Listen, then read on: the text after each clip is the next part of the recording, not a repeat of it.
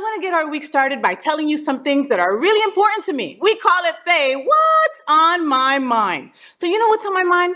Newly sober gays are on my mind, all right? Being sober and gay can be exhausting, and a lot. So my sober birthday was last week, and every year it's important. 8 freaking years. My name is FayWhat, and I am an alcoholic. My sober birthday is 11/29/2014. So I'm constantly approached by gay boys that tell me that they just can't quit, that they would like to, but it's too hard to be fabulous and not party. Look, let's face it. Drugs and alcohol are a huge part of gay culture. It's part of our everyday, you know? Getting trashed together, hooking up, and using drugs to enhance sex are just part of the package.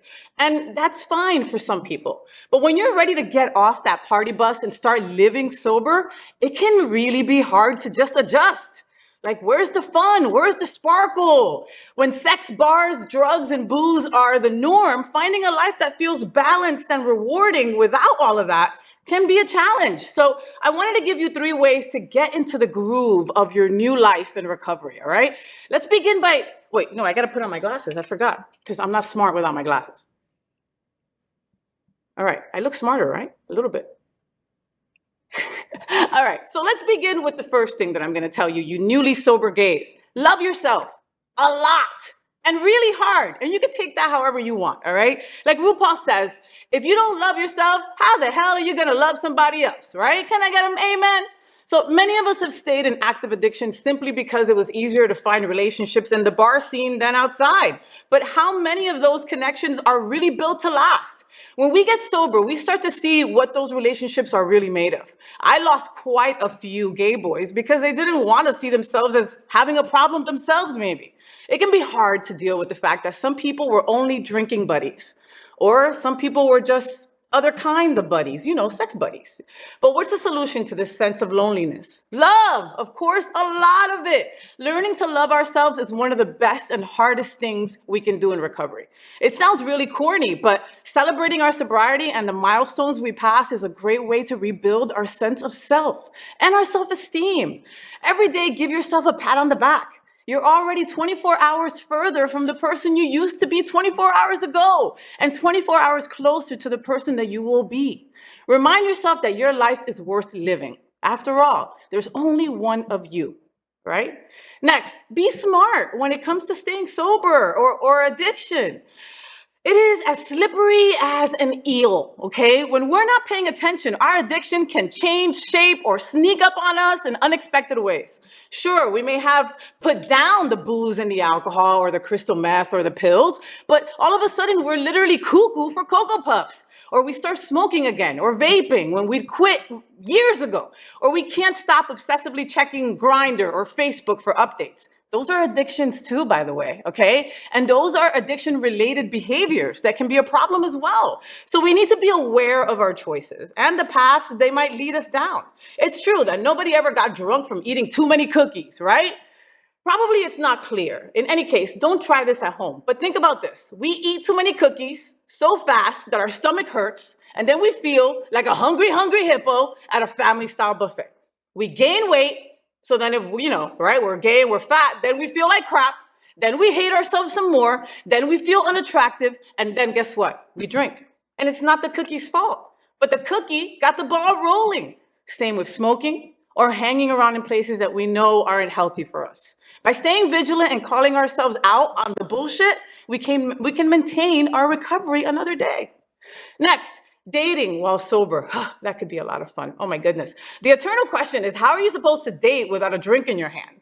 Yet people do it all the time, okay? And do it successfully. If you're worried about making authentic connections with people, whether it's a relationship or a business partnership, it's okay to leave alcohol out of the picture. It's better to know what someone is like sober, and that someone includes you too. When we show up to a date sober or make a point to meet at a place that doesn't serve alcohol, we get to be our real, true selves. And we see our date at their realest too. Those champagne goggles will make everyone look a little hotter for a minute. But when we dull our senses, we miss out on all the cues and hints that are so important for forming valuable relationships. The flags are waving and we don't see them because we're drunk. You ever been with that guy or girl? Oh, I'm presently separated. Oh no, we're just friends. We're just roommates. Flags, flags, okay? You know, abstaining from alcohol or drugs can give you a real clear look at how other people view your recovery. If you don't drink, does your date act weird and awkward? Do they try to pressure you to drink? Oh, it's just one, just have one. Do they unload a long, dramatic story on you about their alcoholic father or that one time that they were arrested for drunk driving? Or are they cool accepting that you're sober? At the end of the day, whether it's one night stand or the love of your life, you don't want to be with someone who isn't down with you. Sober you, real you, recovered you. In a way, recovery is a great litmus test for your potential partner's character. If they judge you, that speaks volumes about what they're made of. Next, my emotions are off the charts and I don't know how to deal with them. Well, one of the first things to happen in recovery is that our emotions come back. For those of us who have been socially conditioned to be confident and independent, be that independent lesbian or that butch gay boy, that can be a real challenge. Alcohol and drugs are a numbing agent for people who have substance abuse disorders. It scrambles our emotions and can even cause long-term issues with our brain serotonin receptors. I bet you didn't know that. When we get into recovery, our hearts and minds slowly begin to reconnect. And the result is a lot of feelings. So many freaking feelings. Ugh, more feelings than a fucking Oprah special, okay? But you're feeling each freaking feeling.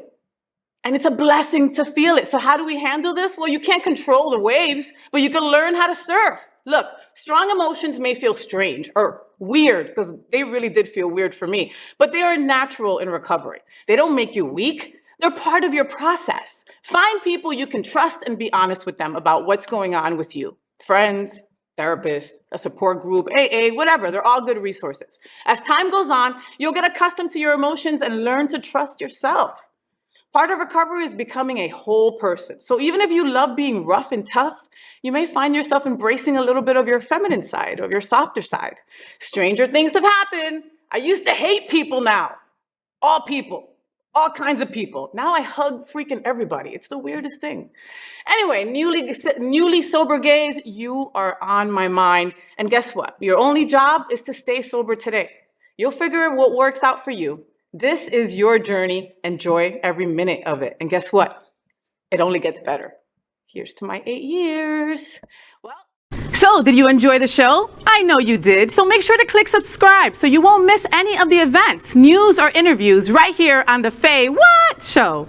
Ring the bell at the bottom of the screen, right there, so you'll be alerted every time we're live. You can also click on the Happening Out Television Network logo so you can see all of the shows on the most diverse LGBTQ+ media network.